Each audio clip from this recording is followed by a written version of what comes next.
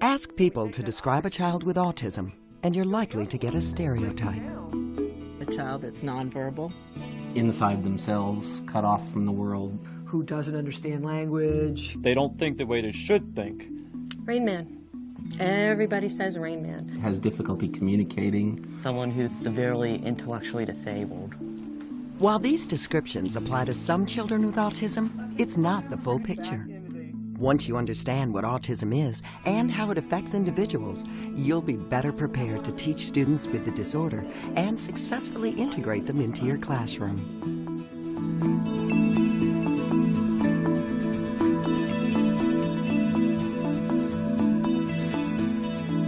Autism is a lifelong developmental disorder that affects a person's ability to communicate, form relationships, and respond appropriately to the environment.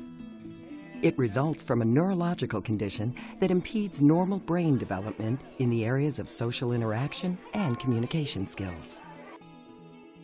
There are many more of these individuals in our midst than there ever have been before, and the likelihood that we're going to encounter them in our classrooms, in our communities, is extremely high. An accurate perception of autism from the child's point of view may be hard to convey, but a comparison is useful. If you were to say to me, how are hearing impaired individuals different from typical students, I would simply say they don't process auditory information in the same way. That's a pretty easy explanation. Visually impaired, they don't process visual information in the same way. People with autism don't process the environment in the same way. Oftentimes they can't pick out what you're talking about. They have a hard time understanding the main idea. So they're not processing the world in the way you think they are. Autism is called a spectrum disorder because its symptoms and characteristics appear in a variety of combinations, from mild to quite severe. As a result, children on the autism spectrum range from those with extreme developmental disabilities to those with surprising intellectual abilities. IQs can vary from an IQ of 20 to an IQ of 150 or greater. You have children with autism who are nonverbal, and then you have children with autism who know more words than a university professor. You have children with autism who would rather be by themselves, and then you have those who want friends but who do not know how to make them. Students with autism may also exhibit extreme sensitivities to the environment, being overly distracted by the hum of a computer or feeling overwhelmed by a particular odor. Some of our students may have hearing so sensitive that they can hear construction 3 blocks away. They may be distracted by the sound of pencil on paper. Turning of a page can disrupt them. And sometimes it makes it extremely difficult for them, not just to stay kind of calm behaviorally and to kind of regulate their reactions to those things, but also to attend to whatever else is going on in the classrooms. Polytheism means beliefs in many gods. At the higher functioning end of the autism spectrum are those individuals who tend to be more adept at speaking and using language and are capable of doing so convincingly. Academically, these students tend to be very capable and, because of this, are often included in the general education classroom. However, they still exhibit many of the common characteristics associated with autism. Someone with autism or Asperger's or any of those spectrum disorders, they're the same as a regular person. It's just there's a little bit different about how they communicate. Their problems are often in the areas of social skills. They have a difficult time navigating the social environment. They may have anxiety, which really compromises their ability to deal with complicated environments, and you're not going to find anything more complicated than middle school and high school. In preschool and very early elementary grades, students with autism may not seem developmentally different than their peers. But by the time they enter secondary school, the differences become more pronounced and visible, and challenges posed by the new environment can seem overwhelming. So now they're going to have to deal with many different teachers. They've got to understand all the different rules. How to move from class to class. What materials are needed for each class. How do you clean up your materials so that they are cleaned up by the time the bell rings? How do you arrive at class on time? How do you even hang out in the halls and socialize with other kids? One teacher it may be fine for you to just get up from your chair to go do things. The other may require hand raising. What do you do at lunch? How much time do you need for your homework? So you wanted to come and talk to me about your grade, is that correct? Yes. Okay. School is really great, but there's challenges I have to face, like getting to class on time. I used to run in the hall so I would get to class on time, which is why I joined the track team. That way I would run where it's safer, on the track, not in the halls. Autism impacts many areas of a young person's development, and to varying degrees. So while they may exhibit similar characteristics, no two individuals with autism are alike. Secondary school teachers should be especially attuned to their students' language and communication skills. Okay, does anybody here know? They can talk, and they can talk in full sentences, but their language comprehension may be quite impaired. They're often very difficult with subtle language. They don't understand sarcasm or jokes. A child with autism may not understand humor, may need more direct instruction on, I need for you to do this, I need for you to stop doing this because... If you'll go like this, you can iron it on the back here like this. And they feel more confident when you give them clear information on how they're doing, what they're doing right, and what they're doing wrong. Put it on his butt. Sit him on his butt. Touch. Communication with students with autism has to be learned one student at a time. I ask my students to tell me how they want me to communicate with them. I have worked out with students that a hand gesture will indicate, don't call on me. I don't want you to call on me. Another characteristic students with autism share is repetitive patterns of behavior.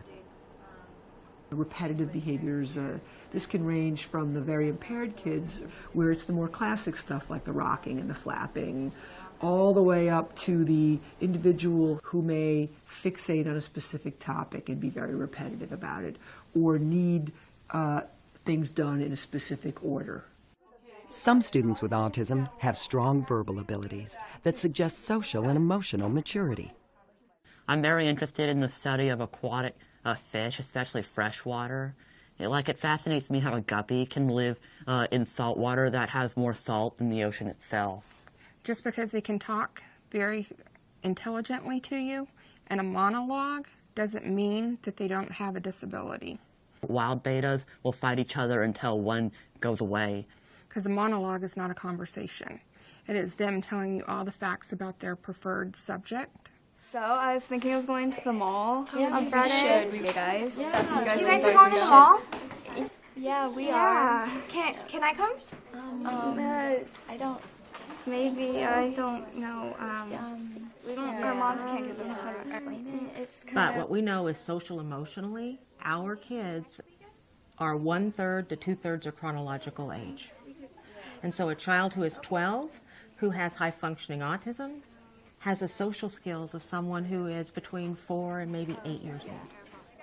Many of these students also lack basic social skills. What do you guys want to play? Did you guys see the full moon last night? What song are you singing to get in? I don't know. I can't decide on a song because there's so many songs. One time I won a softball tournament and we were crowned the champions. The rules and interactions of casual conversation, which most typically developing children understand, are often lost on them. To interact with someone, you have to know how to take turns in conversation. You have to know how to interpret their facial expressions and their gestures. You need to be able to ask questions. Now, those are all challenges that are seen within individuals with autism. It's a lot harder for, I think, people with autism sometimes to watch what we say because sometimes we don't really understand what the right thing to say is. You know? The unwritten rules and codes of social interactions, which students with autism often find elusive, are called the hidden curriculum. It's everything about the environment and the world that somehow we just know. You know, for example, you just know that when you get on a public bus and there's only one person on the bus, that you just know that you don't sit next to him. But how do we know that? No one never said, please never get on a bus and sit next to him if there's only one person on the bus. And yet, interestingly enough, right, the kids with autism, they're inclined to sit next to the person because they've been drilled for years that you should be social, that you shouldn't ignore people. The hidden curriculum is a term that's used for all of the unwritten social rules, kind of the social nuances that we all understand and respond to, even though they aren't explicitly discussed and possibly no one ever told us. Because those things are so subtle, many individuals on the autism spectrum miss them completely. So they don't understand, how do I modify how I behave with somebody who I'm very close to versus someone I barely know? How should I behave when I'm in the classroom versus when I'm on the bus versus on the playground? Lots of different reasons why you might not be invited to do something. So you should never assume that it's because someone dislikes you. Many schools offer interpersonal skills development courses for students with autism, in effect teaching directly what most children learn intuitively from daily experience. It's based around working on social skills and interacting with other people and things that they'll need in life forever, not just in middle school and high school. All right, so what we're going to do is we're going to work on appropriate facial expressions. Okay, so learn what's an appropriate distance when you're talking to someone, tone of voice, things like that. They tell me making eye contact. I still have some trouble with making eye contact, but I try to at least part of the time be making eye contact. We tend to pull in a lot of general education students and have socials and times to interact with people. We'll work on certain skills beforehand, and then we'll try them out in a situational experience for them. So that's the girl that you like? The one over there? Oh, yeah. Nice. Go tell her she's fat. She'll love it. Are you sure? Yeah. Girls love hearing. While the personal development classes help prepare students with autism for everyday situations, they can't prepare them for everything. You look fat. Why would you say that to me? They don't recognize often that they're being bullied. So they're bullied a lot longer. I think that the fact that their language is compromised, the fact that they don't know they're being bullied, the fact that they do these kind of odd things that make them prime targets. I can't believe you did that. No way. In the secondary classroom, teachers will likely see students with autism struggle with basic skills. For the most part, organizing their materials, organizing the sequence of tasks that they should do are often formidable challenges for individuals with autism. From a teaching perspective, it's probably the way in which students with autism in your classroom are most high maintenance. So kind of getting them on track, reminding them of what they ought to be doing, noticing that they're not doing steps 2, 3, and 4 that they're supposed to be doing. Their anxiety levels can be very high when they feel like they're confronted with a whole lot of information at once, a whole lot of steps at one time. And the more they fall behind and the more disorganized they get, the more anxious they get, which then leads to the potential for behavior problems. Even if no two students with autism are exactly alike, they can learn in common ways. They couldn't go this way. They couldn't go through the Mediterranean. Our students are visual learners and require the ability to see something and to interpret it. Anything that is not literal, that is expected or assumed, must be spelled out, and it's most beneficial if it's written out also. Students with autism are far more likely to thrive when there's consistency and predictability in the classroom. They come to class, they're expected to be in their seat on time with their materials. Bell rings, they better be ready to go. But also on the board, I consistently put down what the schedule is going to be, so they already know what's going to happen that day. And also the homework assignments. So it doesn't change. And I'm the same day one and the last day. When that last bell rings and the last student walks out, I haven't changed at all. So it's that structure and that consistency that I think is really important for them.